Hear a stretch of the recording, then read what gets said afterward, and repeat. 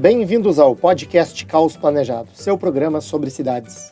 Eu sou Anthony Ling e hoje converso com o Leonardo Paranaguá sobre a Companhia City e os bairros Jardim. Nascido em Londrina, é engenheiro mecânico e mestre em engenharia pela USP São Carlos. Com carreira no mercado imobiliário, foi CFO da Tecnisa e depois CFO e posteriormente CEO da Scopel.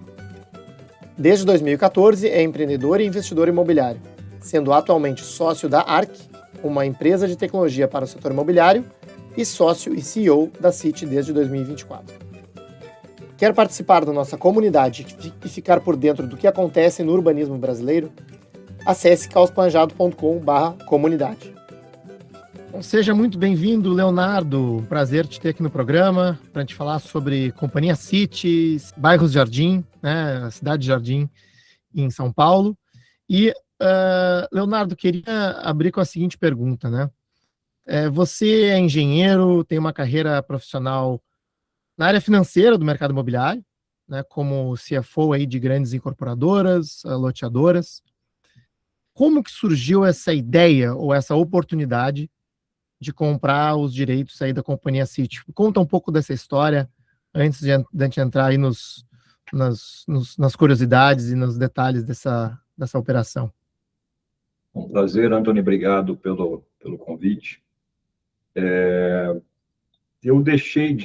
tive uma carreira executiva que se encerrou há pouco mais de 10 anos, acho que em 2014. E quando eu larguei, eu era CEO de uma empresa loteadora que tinha um controle de um fundo estrangeiro. E foi assim que eu decidi, foi lá que eu decidi voar solo. Cara, empreender, no fim das contas, é uma coleção de olhar para oportunidades, né? Não é um negócio que foi planejado, não foi um negócio que eu fui buscar, né? Não aconteceu isso. O que aconteceu é que eu comecei a montar pequenos grupos de investimento para olhar alguns projetos que vinham de origem um pouco mais complexa, né? Não precisava de tanto capital, precisava de um pouco de menos capital, um pouco mais de jeito, de inteligência, jeito de desenvolver e de desenrolar os problemas, né? E passei a me acostumar a olhar para coisas que necessitassem, né, de um ângulo um pouco diferente para resolver. Então, eu comecei a me acostumar com isso ao longo dos anos. E quando eu soube que a Companhia City podia ser transacionada, né, o Grupo Santo Domingo, que era o último grande controlador dessa empresa, estava numa negociação com dois empresários que eu conheci nessa minha jornada. E isso foi quanto tempo de você entrar assim numa jornada solo, de começar a olhar para oportunidades até Comecei você em 14, essa conversa foi em 2019, a primeira. Tá. E esses dois empresários, ambos moram fora do Brasil, e quando eu os conheci através de um amigo, eu fui visitá-los e convencê-los de que eu podia ser o sócio local para tocar a operação. Longa história curta, a gente discutiu e tratou dessa transação, assim aconteceu, em 2020, começo de 2020. E logo na sequência, eles tinham têm uma outra atividade industrial que enfrentou uma crise um pouco mais severa aí por conta da pandemia. Então, durante alguns anos, a gente conviveu numa sociedade, mas sem muita capacidade, eles tinham controle da empresa, de seguir muito adiante. E aí, em 2024, eu acabei fazendo a aquisição do restante da empresa. Fiquei com ela 100%, e desde então eu comprei o CNPJ, a marca, o acervo histórico todo, né? A gente tem uma coleção de documentos históricos muito bem preservados. Trabalho brilhante que as turmas anteriores fizeram, né? De guardar desde recortes de jornais publicitários das décadas de 30, 40, etc., até documentos de correspondência. Então, a gente tem todo esse acervo guardado. Então, ele também veio nessa aquisição. E desde meados de 2024 é que eu passei a desenvolver uma tese, né? Tratar mais profundamente como negócio e como oportunidade a história da Companhia City e trazê-la para os dias de hoje. Mas antes disso, ali em 2019, quando tu te aproximou deles, você disse, pô, posso ser o sócio local, né? O que tu via, assim, de interessante ou de oportunidade para Cara, fazer essa provocação? no primeiro momento, uma marca muito querida, né? Uma marca muito legal, né? Que virou sinônimo de qualidade exemplar na urbanização, né? Para a época, né? A empresa começou em 1911 no Brasil, criando códigos urbanísticos pensados para o jeito de viver da época. Ela acabou inspirando qualidade e virou né, para uma geração um pouco mais antiga aqui de São Paulo, que viu ela ainda no auge, criou essa referência de uma empresa muito séria, de produto de muita qualidade, mantenedora dessa qualidade, né? Então, ter uma marca dessa na mão para quem tem produto imobiliário que tem um pouco dessa vocação, que era um pouco o que eu já estava mexendo, era super interessante. Então, no primeiro momento, era mais a marca, e ao conviver com a empresa ao longo do caminho, eu comecei a entender a profundidade. Obviamente, já estando militando dentro do setor imobiliário, todo mundo que conhece a Companhia City com o mínimo de conhecimento básico aqui sabe das restrições e das dificuldades de se empreender dentro de um bairro City. Mas isso, num primeiro momento, não era o principal assunto. Isso, na verdade, começou a ficar presente porque eu comecei a ver a quantidade de consultas que a empresa recebia semanalmente para se discutir edícula, portão, né, e recuos, e não sei o que e tal, e adequações, etc. Então, daí para frente é que eu comecei a dar uma atenção e ouvir o tema das restrições, e entender com mais profundidade, e entender que aqui tinha talvez um caminho também para se explorar, dada a diferença temporal, né, de quando foram planejados e produzidos esses bairros, mais de 100 anos atrás, para os dias de hoje. Então, fala um pouco daí sobre essa atividade que você descobriu, digamos assim, da Companhia City, né? Porque quando a primeira vez que eu ouvi, né, que o CNPJ tinha sido comprado, né, e aí saiu as matérias aí recentes, né, no metro quadrado, a minha primeira reação foi, não, mas espera aí, a Companhia City existe ainda, sabe, assim, e aí você mencionou agora, né, essa atividade de consultas, assim, fala um pouco, assim, existia um quadro de funcionários, né, que tipo de atividade a empresa ainda exercia? Antoniano, a empresa ela nunca desapareceu, só que ela saiu do cenário, né, do chamado palco principal dela, que sempre foi São Paulo, né? Então, a empresa começou a migrar, isso já na década de 80, 70 já, começou a migrar para o interior e fez outros empreendimentos em outros lugares. Então, ela foi para Ribeirão Preto, foi para Piracicaba, fez projeto em Barretos, fez em Anápolis, para ter uma noção. Então, ela foi se espalhando e indo para o interior, São Paulo já super consolidado. Nos anos mais recentes, fez projeto em Itu, em Santos, fez ali um condomínio no Hotel Dona Carolina. Então, ela tinha uma atividade ainda empreendedora, só que distante dos olhos de quem viu ela no seu palco São Paulo, com toda a sua potência, né, das décadas anteriores. Então, ela nunca tinha deixado de existir mesmo, ela só perdeu a relevância porque foi diminuindo o ritmo, diminuindo o volume. Isso se explica também bastante, até porque o próprio controlador, né, sendo na época o Grupo Santo Domingo, um grupo multibilionário, com atividades e investimentos internacionais muito grandes, sócios da 3G na Ambev, né, quando fizeram a fusão com a SAB Miller lá, etc. Eles não, acho que passaram a olhar para o Brasil como um estrangeiro globalizado olha muitas vezes, né? Assim, pô, aqui eu vou liquidar meus ativos, vou diminuir minha presença, etc. Então, isso foi um processo meio que natural. Então, ela foi perdendo visibilidade, Uhum. acho que por conta do próprio Entendi. controlador. Ficou anos, então, com eles, provavelmente. Há muitos anos. Eu tenho que recontar um pouco dessa história, né? Porque ela trocou de mãos poucas vezes, mas trocou. Né? Uhum. Ela foi fundada por empresários, investidores ingleses, franceses e um sócio brasileiro, na época, que era o Horácio Sabino. Em algum momento ela foi parar no balanço de um banco de investimento chamado Deutec. Deutec tinha, um dos seus sócios era um membro da família Santo Domingo e depois acabou ficando no balanço do dos ativos, né, do Grupo Santo Domingo durante, acho que mais de 20 anos, ou talvez mais do que isso. E essa história, na verdade, eu estou tentando poder recontar ela mais em detalhes aqui, até para aproveitando um pouco do material que a gente tem, todo físico ainda, né, para entender essas transições que foram acontecendo, mas o fato é que nos últimos 20 e X anos, aí, ela ficou nesse processo quase que de hibernação, né, de atividade bastante lenta. Por isso que acabou perdendo essa representatividade ou percepção do público em geral. Entendi. Na matéria do metro quadrado, tem algumas informações que pelo menos para mim, lendo assim, as informações geraram uma curiosidade, porque fala numa aquisição de 10 milhões e que a companhia teria um land bank de 30 milhões de metros quadrados. Isso... Não, é um pouco, na verdade, é um pouco aí é uma conta assim que... Não, peraí, não... Não, assim, o negócio pode ter sido bom, mas não... assim. Não, até, na verdade, durante a própria matéria, eu até pedi, assim, olha, a aquisição em si, ela não foi, a comparação, quer dizer, não chegou ao preço da aquisição da Daslu, né, falando de marcas, Sim. Mas o processo para adquiri-la, sim, foi muito mais complicado e mais caro pelas razões pelas quais eu expliquei aqui no começo, né, teve que entregar ativos, etc., para poder desfazer daquela relação, mas ela não ficou claro o que aconteceu ali.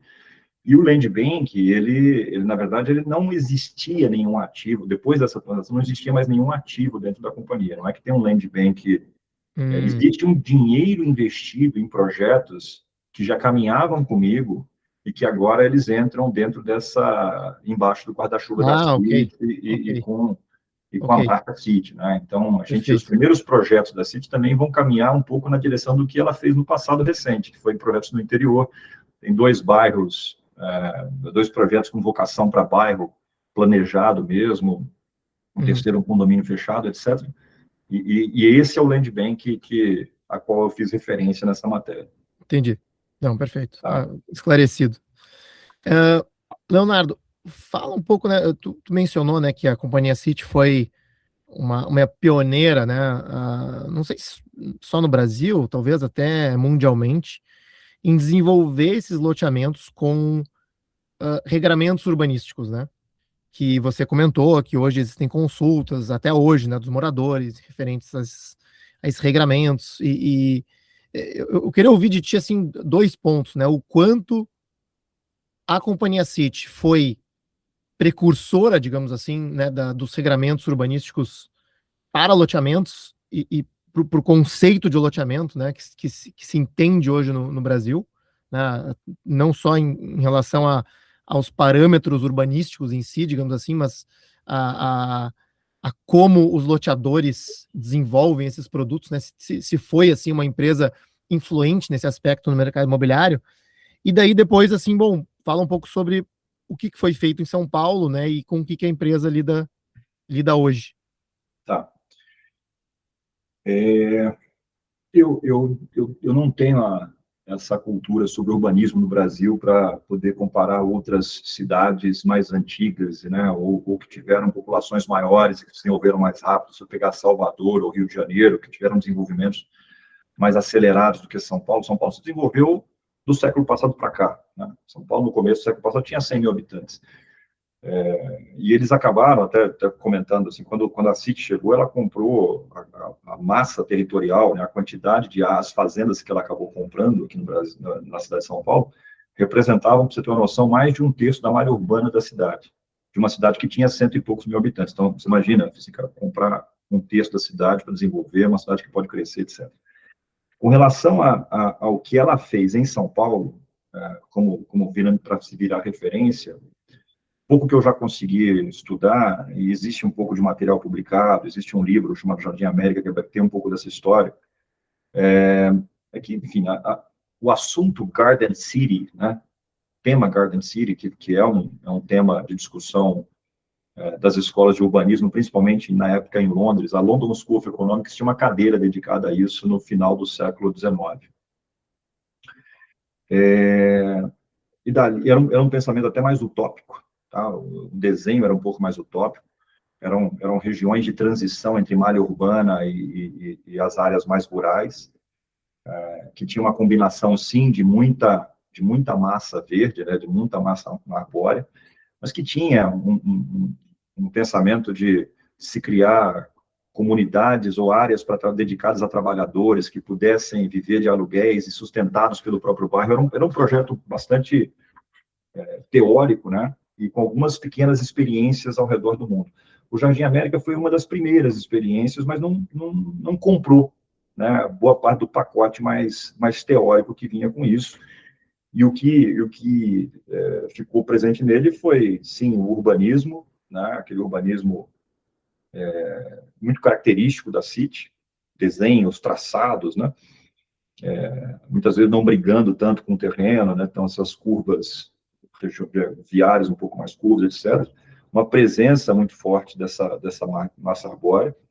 E os códigos, sim, aí sim, os códigos que foram desenvolvidos, que precedem a legislação imobiliária, né, precedem leis de zoneamento, decreto 58, 6766, que é da década de 70, quer dizer, as nossas leis que regram o imobiliário são leis recentes. Mas as primeiras leis de zoneamento, se você for ver, elas carregam muito do DNA destes códigos da City, da origem. Elas começam muito se lastreando nesse aprendizado que a City deixou ao constituir ou desenhar esses bairros, e as próprias leis de zoneamento vão evoluindo muito a partir dali, mantendo muito desse arcabouço, desse conhecimento presente na legislação. Então, ela influenciou bastante, sim, inclusive no zoneamento, né? O pensamento de zoneamento. O zoneamento em São Paulo começou preservando os bairros da City, basicamente, né? Incorporando você vai ver a várias legislação revisões das leis de zoneamento para a cidade de São Paulo. Exatamente, abraçando o pacote de restrições. Então, acho que sim, a inspiração, quer dizer, toda essa codificação desenhada por eles na época, sejam restrições geométricas, seja de uso, quer dizer, entrando lá já em lei de uso e ocupação de solo, né, matéria de município, na ausência eles legislavam, né. Então, muito foi aproveitado para o desenvolvimento da legislação urbana de São Paulo. Que eu entendo que deva ter se replicado bastante pelo Brasil. E aí tem uma falta de conhecimento meu aqui sobre entendimento de legislação e como é que ela se desenvolveu. Né? Não, perfeito. Então, né, hoje, né, como eu comentei, né, o zoneamento, ele praticamente abraçou, né, esse regramento urbanístico do loteamento, né, incorporou isso na legislação municipal, e hoje, principalmente esses bairros ou conjunto de quadras, aqui, né, porque não são bairros de fato, eles são talvez um palco assim de grande debate, né? E eu acho que não só em São Paulo, né? Todos esses bairros que são exclusivamente residenciais, de baixa densidade, né? E bem localizados na cidade, eles acabam sendo assim controversos em uma forma ou outra, né? O mundo inteiro, né? Em qualquer grande cidade, né? Eu acho que sim. Cidades menores esse assunto é menos relevante, né? Mas em qualquer grande cidade, sim, metrópole, esse assunto é sempre bastante acalorado, né, de discussão. Uma mensagem rápida dos apoiadores institucionais que ajudam o Caos Planejado e esse programa a ficarem no ar. Este episódio conta com o apoio da OSPA, uma empresa-escola com foco em inteligência territorial, projeto e capital, que atua no desenvolvimento urbano e imobiliário em parceria com governos, investidores e desenvolvedores. E também 01 Arquitetos, um escritório que compreende a arquitetura com um exercício de leitura, método e realização. São projetos desenvolvidos com clareza, presença e compromisso com quem vive a arquitetura. Então, e aí, na entrevista que você deu à Folha, você fez um comentário com pelo menos algum direcionamento, né? Bom, esses regramentos são engessados. Então, eu queria que você desenvolvesse um pouco, assim, para entender a sua visão em relação a... Bom, claro, a gente tem aí um regramento de mais de 100 anos, né, sendo aplicado numa cidade que hoje não tem mais 100 mil habitantes, né? Então, como que você vê isso atualmente? Cara, eu tenho aprendido bastante sobre esse tema em discussões com algumas das associações e moradores desses bairros, né? Porque, no fim das contas, acho que a melhor coisa é você pegar a experiência de quem vive em cada um deles com as suas qualidades e as suas mazelas, né? Essas restrições, elas refletem Acho que a primeira coisa esse legado ele é absolutamente fantástico, né? Como é que se conseguiu preservar tanta área dentro de uma cidade como São Paulo, com características muito próximas às originais, né? A coisa mudou, mas como é que se conseguiu preservar? Então, impressionante como essa codificação conseguiu superar tantas décadas de desenvolvimento imobiliário de uma cidade que partiu de 100 mil para 12, 15 milhões de habitantes, ou até juntando todo mundo em volta, essa malha urbana tremenda. Agora, eles, em sua boa parte, bom, primeira coisa, eles refletem um jeito de viver de 100, 120 anos, quando as famílias moravam eram famílias maiores, né? 3, 4, 5 filhos, 8 filhos, viraram bairros de classe média alta rapidamente pela qualidade do que se tinha, então tinha motorista, tinha jardineiro, então tinha uma população que até interessante de discutir isso, que era maior, se você procurar um pouco nos censos antigos, a população era bem maior do que o que ela é hoje na média desses bairros, né? Com exceções aqui específicas em alguns dos bairros que foram bastante mais impactados e transformados. Por isso que essa não dá para se generalizar, cada bairro tem uma característica muito própria. Você vai falar do Butantã, por exemplo, o Butantã já tinha recortes de habitação muito antes da própria City chegar lá, no processo de retificação do Pinheiros e começar a desenvolver o que virou o Butantã. Já existia vida, já existia urbanismo, já existia um pouco desse negócio. Porque em algumas partes do Jardim América ou Jardim Europa, imagino até que tenha tido possivelmente consolidação de terrenos. Assim, tem uma curiosidade, o Jardim Europa não foi a City que fez, tá?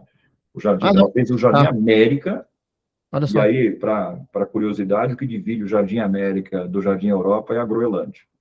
Essa é a piadinha que eles fizeram, muito bem feita. E quem é que fez o Jardim Europa? Foi um outro loteador, cara. Eu tenho vários outros loteadores que acabaram copiando um pouco. Você quer ver um outro bairro que é muito parecido com o bairro City, que não é o Cidade Jardim. Mas porque o sócio brasileiro da City na época, que era o Horácio Sabino, também tinha outras áreas, ele criou essa outra loteadora, que era a Companhia Cidade Jardim, que é onde está o Jockey, né, que é colado no Guedala, e é praticamente uma continuação, né, ele copia o mesmo modelo, você não vê diferença nenhuma visual do modelo de urbanismo de um para o outro, mas são duas companhias distintas, e que, obviamente, tiveram destinos diferentes aí por conta das relevâncias dos equipamentos. O Jockey é um deles, que vive em discussão, mas não é a Companhia City. Então, mas só voltando, assim, então, a gente está falando aqui de um pacote de restrições que refletem uma época, né, um período onde viver num bairro exclusivamente residencial, naquele modelo, com aquela quantidade, com aquele tamanho de família, etc., funcionou super bem. Passados muitos anos, várias décadas, os bairros ficaram diferentes entre si, mas uma característica é razoavelmente comum, né? As franjas ficaram bem diferentes do que tinham sido pensadas, as avenidas, né? As vias de circulação maiores mudaram muito. Porque passou-se não se fazer mais sentido morar numa casa na Avenida Brasil, para citar o Jardim América, ou na 9 de Julho, ou na Colômbia, difícil você imaginar essa situação, ou na Marginal Pinheiros. Você pegar, tem trechos do Alto de Pinheiros ali, grandes, né? Tem uma frente muito grande para a Marginal Pinheiros. Não faz sentido morar numa casa unifamiliar e as restrições prevalecerem sobre um hábito que mudou absurdamente de lá para cá, pelas características da cidade. Então, quando eu fiz esse comentário, é que a gente, assim, tudo que não se atualiza envelhece. Aqui não é uma questão de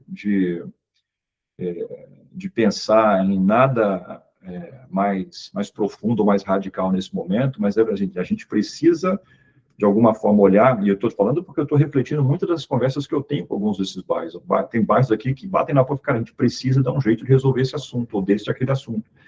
Então, eu estou sendo muito reflexivo também, né, de voltar para discutir e pensar e aprofundar. A gente fez um estudo mais profundo, por exemplo, sobre o Jardim Guedala, que tem lá uma densidade, hoje, para discutir densidade um pouco aqui, abaixo de 20 habitantes por hectare, né?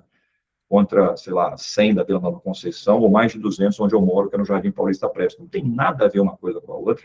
Não estou dizendo que teria que ser uma coisa parecida com a outra, mas estou dizendo que esta é a característica, existe uma estrutura super relevante e áreas ficando abandonadas e degradadas e que podiam ser repensadas para se atualizar com produtos adequados, né, para essas, principalmente nessas franjas, né, de uma forma a resolver parte dos problemas desses bairros.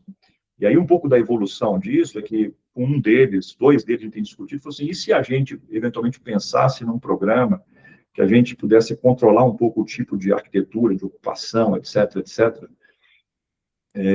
para melhorar essa infraestrutura e a partir daqui criar uma musculatura financeira para reinvestir no próprio bairro. Só para dar um exemplo assim, se a gente quisesse enterrar os fios dos próprios bairros, né? Da onde virão essas receitas? Então, são iniciativas exploratórias que a gente tem feito de discussão nesse momento, pensando um pouco de que, assim, às vezes, você tem matéria-prima possível dentro do próprio bairro para ser monetizado em locais que estão completamente ou estão ficando estragados, né? Beiradas estragadas, para se fazer reinvestimento no próprio bairro. É negócio e, ao mesmo tempo, o próprio município, o próprio bairro lucra com isso, né? Então, são essas discussões iniciais que a gente começou a fazer e eu acho que essa é a parte super curiosa sobre a companhia City, né? Porque isso aqui não é uma característica da City per se, de qualquer loteador, só que o tamanho do que a City fez em São Paulo é que torna essa discussão sempre... Você podia falar a mesma coisa sobre a parte do Aricanduva, que é ali no Morumbi, a mesma coisa sobre a Cidade Jardim. Tem outras tantas áreas aí que têm restrições de loteamento, mas acho que é com tanta dimensão, né, um perímetro tão relevante em localizações tão nobres, que traz um pouco dessa luz, esse foco para cima da City. Mas esse é um pouco do início da discussão. Assim, eventualmente tem aqui um caminho para se explorar, pensando em como resolver o que não ficou legal, o que não ficou bom, o que virou, por exemplo, flanco de segurança, casas abandonadas, etc. Leonardo, eu tenho uma dúvida, e que para mim sempre foi um mistério, que pode ser uma dúvida de outros ouvintes também, é que alguém pode estar ouvindo assim, não, mas espera aí, é exclusivamente residencial, mas a gente anda ali pelos jardins, está cheio de loja de móveis, decoração, concessionária de carro, e sabe que eu já ouvi tudo que é tipo de teoria sobre isso, né? Uma delas seria de que, puxa, mas eles entram não como comércio, mas como showroom. Então eles só estariam mostrando os produtos e faturando em outro endereço e eles conseguem operar ali. Eu não sei se tu sabe, sabe me validar essa história, se é isso Não, mesmo? isso acontece quando você tem um zoneamento ZECOR, se ele é 1, 2 ou 3, né? O que muda é exatamente o que tipo de atividade você pode exercer. Já é uma zona corredor. A ZECOR é um zoneamento curioso, que talvez merecesse aqui um pouco mais de atualização pelo próprio município. Mas é isso, você cair numa zona de ZECOR 1, você não pode emitir a nota fiscal por lá, então ele não pode ser um comércio ativo, mas as pessoas colocam um showroom ali para funcionar. Então, são subterfúgios por conta da legislação. Então é isso Seria mesmo, né? melhor Acaba tratar, sendo, sim, seria melhor tratar de uma forma definitiva, né? sim, exato, exato. Isso Isso aí é. pode ser, mas isso aí até vai além do...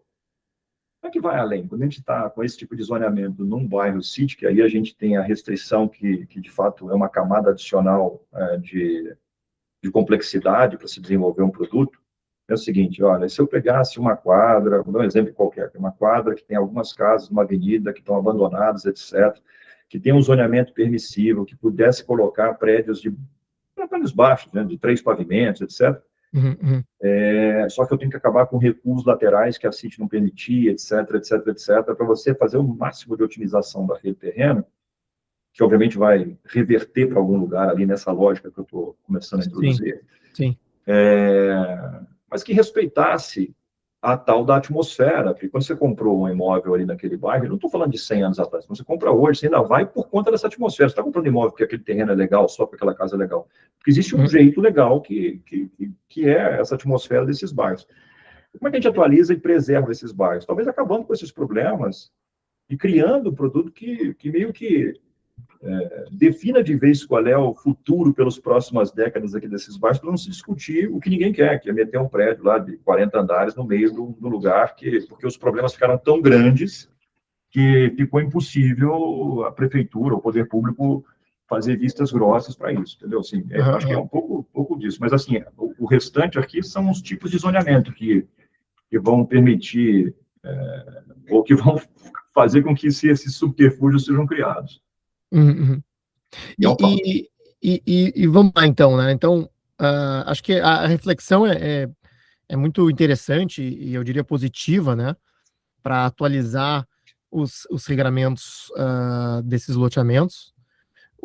Mas, assim, o que a Companhia City pode fazer, né? Enfim, enquanto a loteadora original, enquanto uma instituição, né, que, como você falou, emite alguns pareceres, né? Assim, o quanto isso já não virou, digamos assim, legislação municipal, né? E o quanto a empresa, né, tem sob a ótica legal macro, o que a City tem de restrições nos lotes é exatamente o que está descrito na legislação de loteamento e parcelamento do solo, na 6766, que é de 79. Né? Então, assim, a gente tem uma discussão muito forte, né, entre todos os atores aqui do mundo jurídico, empreendedores, etc., sobre o que prevalece, né, se você tem uma restrição de um loteador e se tem um zoneamento que, em teoria, está refletindo o interesse maior do público, né, o que deve valer um sobre o outro. E esse é um debate super antigo, apesar de estar descrito na lei federal de que prevalece o que é o mais restritivo entre os dois, esse debate sempre aconteceu. Nos anos mais recentes, até o Ministério Público de São Paulo fez manifestações mais fortes em relação à manutenção das restrições, porque passou a ser uma válvula de controle para eventuais abusos ou medidas tomadas à força por um zoneamento específico em uma certa região, sem que se fosse consultada aquela população, etc. Então, também acontece um pouco isso de um pêndulo de forças. Então, na prática, esse é um tema que extrapola a Companhia City, aplica-se a todos os loteamentos. É muito mais fácil de entender quando a gente está falando de um condomínio de alta... Pega qualquer condomínio de alta renda aqui, a 1 hora de São Paulo, qualquer um deles. Você imaginar que você vá na Câmara dos Vereadores e consiga alteração de zoneamento de 2 ou 3 lotes para se fazer um prédio, sei lá, qualquer outro empreendimento, né, dentro desses lotes, vizinhos a uma casa que tem um regramento de viver, você, não pode. Mas isso não é diferente da discussão de dentro de São Paulo. O que muda para dentro de São Paulo é que a gente não tem muro, não tem portaria, é uma cidade aberta, né, o bairro aberto, vivo, mas legalmente é o mesmo assunto. Então, assim, entre restrição restrição de loteador e zoneamento, esse é o mesmo tema, seja para um condomínio fechado de altíssimo padrão, onde para nós é mais óbvio entender isso, ou aceitar isso, chamar assim, para quando a gente discute um bairro de São Paulo. No caso da City específico, o que a gente pode fazer ou não fazer é que a City regrou o processo de discussão e de atualização. Ela nunca foi engessada. Isso é uma coisa engraçada. Quando a gente pesquisa aqui as próprias escrituras primitivas, né, que é basicamente o conjunto delas aqui forma essas constituições de bairro, por chamar assim, que eles descreveram processos de atualização. Você vai ver, tem bairros grandes, por exemplo, pega um bairro do Alto de Pinheiros, você vai pegar avenidas que um trecho não pode nada e o outro trecho já pode predinhos mais altos, etc., porque já vem numa fase seguinte. Ela mesma fez atualizações, porque entendeu que isso aqui não faz mais sentido nos dias de hoje. Então,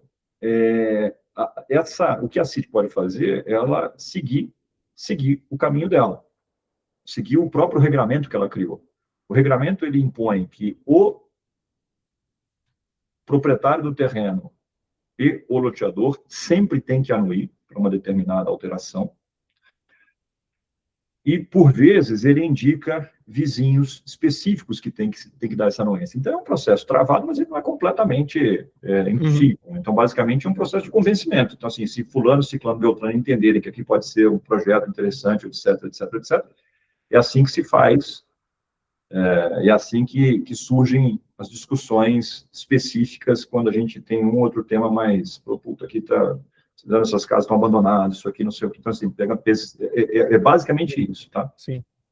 Eu imagino que bem nesses casos que você comentou, né, das franjas ou bordas ou limites dessas áreas, esse interesse é maior, né? Porque realmente são zonas de transição que eventualmente não. O próprio proprietário não quer mais, né? Aquela característica no seu lote. Não, se você ficar proprietário de uma casa na Marginal Pinheiros, cujo uso é limitado a se morar nela, se fosse, o que eu posso fazer com nada, né? Não tem zona, não tem nada que se possa fazer. Na verdade, é um passivo, né? Você passa a ter um passivo, o teu imóvel virou um passivo, você não tem o que fazer, não vai gerar renda, ninguém vai morar ali, etc. Você tem que manter. Então, assim, esse acaba virando um problema. E eu acho que o bom do que a gente está tentando desenvolver é tentar olhar para os problemas primeiro, né? Olhar para os assuntos que são mais espinhosos para as pessoas, e falar assim, cara, isso aqui de fato não faz o menor sentido continuar desse jeito, isso aqui está virando um problema de segurança, isso aqui está virando um problema a gente começou a experimentar invasões, e por aí vai. Então, é mais fácil começar por onde dói mais, para a gente ir testando e aprendendo, né, com o que fazer e como isso pode contribuir para melhorar o jeito de encarar a modernização desses bairros. Antes de continuar, um recado importante do Caos Planejado. Se você gosta das discussões que trazemos aqui no podcast, o nosso curso online do Planejamento ao Caos, Entendendo o Urbanismo das Cidades Brasileiras, é o próximo passo. São 28 aulas gravadas, com conteúdo claro, crítico e embasado, para você entender de verdade por que as cidades brasileiras são como são e o que dá para fazer diferente. O acesso é imediato, o conteúdo é direto ao ponto, e o curso já está sendo usado por estudantes, profissionais e até equipes técnicas de prefeituras em todo o país. Quer saber mais? Acesse caosplanejado.com/curso. E como que tem sido as conversas com as associações de moradores desses bairros City, né? Porque, assim, pelo menos o que eu acompanho pelo noticiário, eles tendem a ser muito organizados e, na maioria das vezes, favoráveis à manutenção completa de tudo, de todas as restrições. Né? Eles são, veja, e aqui seria até uma estupidez eu chegar e falar que eu vou propor uma alteração para um lugar que ninguém quer que altere nada, né? Faz o menor sentido. Então, também não há motivo para ficar discutindo quando se tem uma associação, assim, aqui vai ficar, todos nós queremos que permaneça desse jeito. É isso. Mas você tem outros lugares onde tem bairros com problemas mais sérios e que eles mesmos nos consultam para ver qual é a possibilidade da gente pensar em flexibilizar ou achar um caminho diferente por conta dos problemas estarem ficando muito sérios.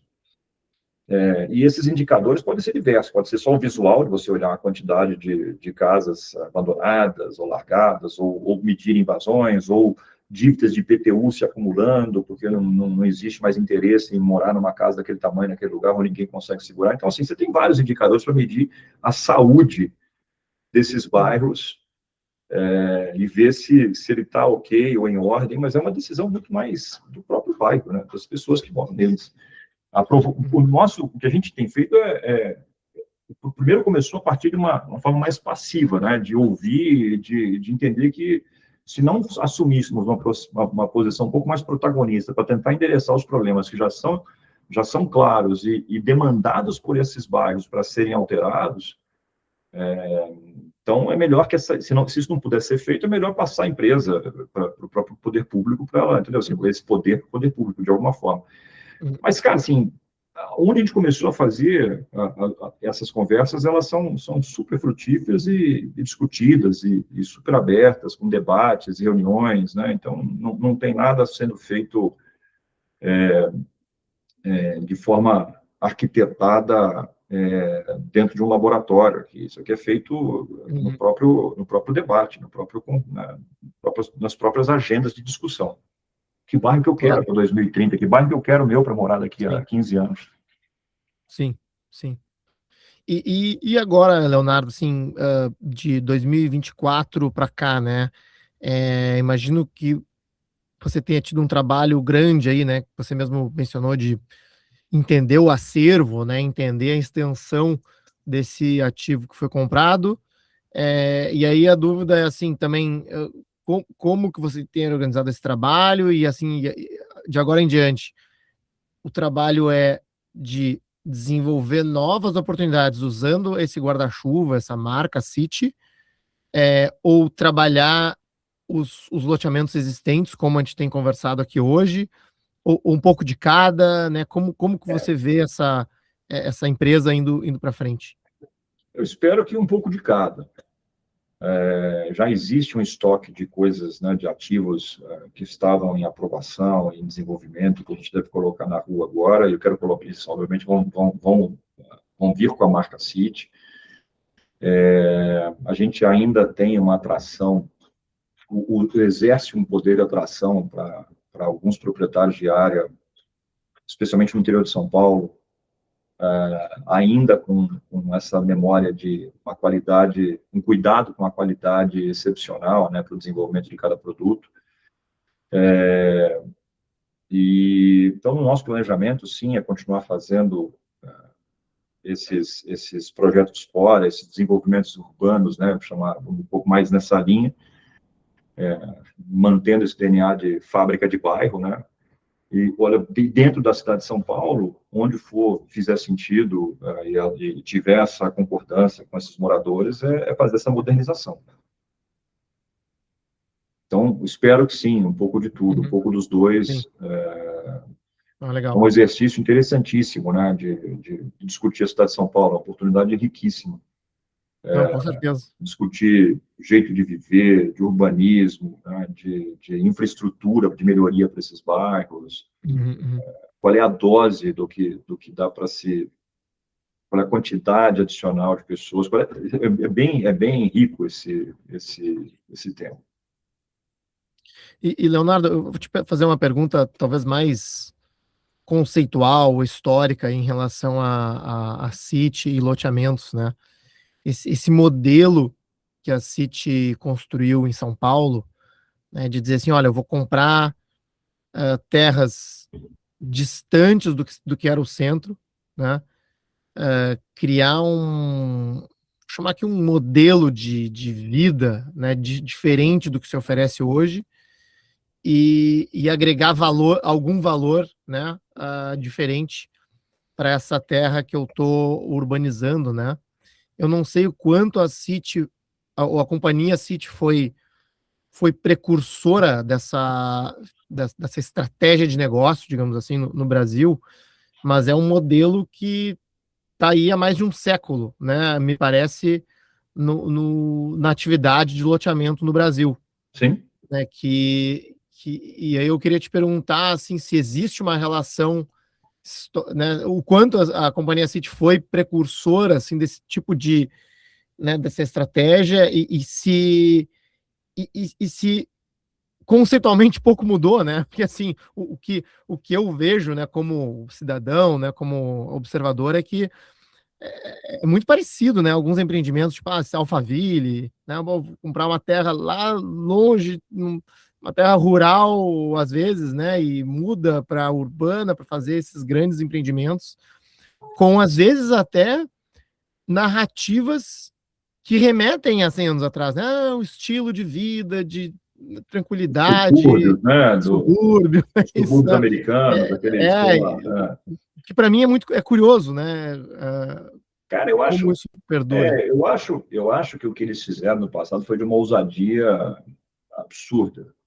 Eu acho que é muito difícil conseguir imaginar um empreendedor no Brasil hoje, seja pelas razões diversas, né? Seja pelo regulatório ser complexo o suficiente para não te dar uma capacidade de prever em que momento você coloca o seu dinheiro de volta, né? Seja pelo próprio custo de fazer isso, mas seja pelo principal, como é que você garante que pessoas queiram morar num lugar distante e fazer o commute, que é tão tradicional, né, nos Estados Unidos, dia a dia e tal. Eu acho que para o Brasil, cara, se você for pegar a média das cidades do interior, as cidades entre 100 até 500 mil habitantes, esse deslocamento longo, ele é quase que impensável, né? Quando alguém se arrisca a fazer um negócio um pouco mais distante, normalmente enfrenta dificuldades muito grandes comerciais. Como é que eu chego? Como é que eu faço? Como é que eu volto? Como é que não sei o quê? Eu tenho que ir no supermercado, eu vou não sei o quê, né? Longe, pego o carro, dirige meia hora, ou vou para o trabalho todo dia. Isso não é a cara do interior do Brasil. Você tem os condomínios espalhados, mas eles são cercados de malha urbana o tempo inteiro. E rapidamente chegam os equipamentos de comércio, os pequenos malls, eles vão ocupando esse espaço, né? Tem que ter isso, porque ninguém quer ficar se deslocando por grandes distâncias. Cidades muito grandes no mundo inteiro, se pegar qualquer uma delas, cara, Paris, Nova York, não sei o que tem aqui, os centros são muito caros. Então, dependendo de onde você está na cadeia, assim, do teu nível de renda, você vai ter que se deslocar e muito de qualquer forma. Então, assim, dentro de cidades, características dessas cidades, é sempre expandindo pelas regiões e por mais, assim, eu sou e aqui tira-se a questão da Companhia City pela característica muito particular desses bairros, mas eu acho que eu estou muito mais na linha de pensar os espaços já existentes para trazer as populações mais para dentro, para evitar esse espalhamento, do que o contrário. É uma posição minha em relação à racionalidade de todos os recursos, né? Seja de mananciais, de infraestrutura urbana que tem que se investir, de permitir uma zeladoria mais barata para o poder público. Alguém tem que fazer polícia, alguém tem que fazer coleta de lixo, alguém tem que fazer poda de árvore, alguém tem que fazer não sei o quê, tal. Então, assim, quanto mais espalhado, mais difícil é. Então, nesse ponto, a gente está cheio de áreas que podiam ser mais bem repensadas, iniciativa agora do governo, no centro de São Paulo, e assim vai. E para todas as faixas de renda, está aí o desafio, tá? Aqui está um desafio maior, né? Sempre ser central é sempre mais caro. Mas eu acho que nos dias de hoje, fazer essas caças a terrenos muito afastados para criar-se uma nova cidade, só se tiver apoio do poder público, interesse alinhado, que eu acho muito complexo. Então, Entendi. sempre numa franja, colado numa malha, o vetor de crescimento e está faltando coisa naquela região, mas super afastado, como foi feito no passado, eu acho muito ousado. Pode ter uma ou outra, Uhum. sempre vai ter, né? Sempre vai ter, mas é um modelo que ficou muito arriscado de fazer nos dias de hoje. Tu acha que parte dessa decisão lá em 1911, acho que eles tinham, assim, uma visão de, puxa, essa cidade está crescendo 2 dígitos, aí, né, Cara, uma hora, sabe, até que ponto tinha essa, enfim, eu não é sei. surpreendente, sabe? É surpreendente. É, Isso aqui é pré-Primeira Guerra Mundial. Né? Não sim, teve um efeito de vou sair da Europa, porque aqui a gente está vivendo em conflito. A Primeira Guerra começou 4 anos depois, 3, 4 anos depois, a companhia já tinha chegado aqui. É curioso, isso aqui é um assunto para ser estudado, né? Onde foi o clique que viram São Paulo como essa superpotência, e potência em potencial mesmo, né? Assim, aqui eu tenho uma semente que vai virar uma floresta tremenda e vai crescer sem parar, meu amigo, pelas próximas décadas e ser a principal cidade do hemisfério sul. É impressionante, né? Porque eles vieram comprar uma quantidade de área enorme. Quando fala assim, pô, eram 37% da malha urbana de São Paulo, eles compraram numa tacada só. numa tacada só, Uma tacada só. caramba. Então, assim, é uma pergunta que eu não sei responder, que é curioso, Sim, curiosíssimo. Acho que São Paulo, sim. sim, já tinha mostrado aqui né, a velocidade que estava crescendo, muitos imigrantes chegando. Isso é outra coisa interessante. Quando a gente pega os materiais antigos, publicitários, eles estão em todas as línguas que você imaginar, cara. A década de 10, 20, 30, tem tudo quanto é anúncio em italiano, Interessante. em francês, em inglês, em polonês, em alemão, em holandês, o que você imaginar. A gente tem vários desses recortes, porque era gente vindo de todos os lugares. Que legal. É muito interessante. Então, assim, São Paulo foi um imã, sempre, é hoje. Eu não sou de São Paulo, eu adotei São Paulo, sou do Paraná, adotei São Paulo como uma cidade para trabalhar, para viver, minha família constitui aqui, etc. Continua sendo, né? Enfim, é impressionante o tipo de clique que teve na época para fazer um empreendimento desta magnitude. Eu fico brincando aqui com o IA para tentar atualizar os valores, assim, eu tentei pegar o capital social da época e trazer para os dias de hoje.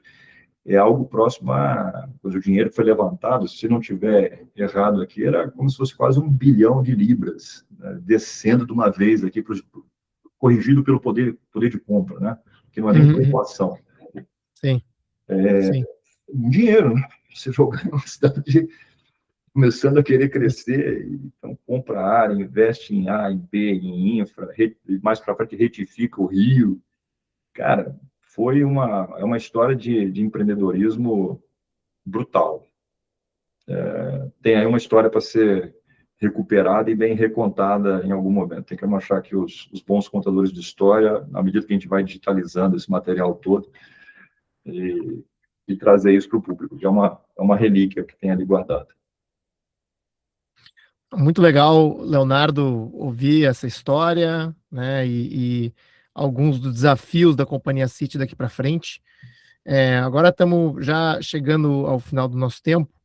Queria te deixar esse espaço para as tuas considerações finais, né? Se tem alguma informação ou mesmo alguma curiosidade aí, né? Do acervo da Companhia City que você acredita que vale a pena ser compartilhado com nossos ouvintes. O acervo, acho que o primeiro acervo tem que ser compartilhado, né? Não pode ser uma peça, uma joia antiga, muito rara, guardada dentro de um cofre. Então, a gente tem um trabalho aqui que começou a fazer para recuperar, para digitalizar integralmente e no momento correto que a gente entender tudo, entender, catalogar, registrar, botar isso disponível para visitação, enfim, para pesquisa, etc. Então a gente pretende fazer isso.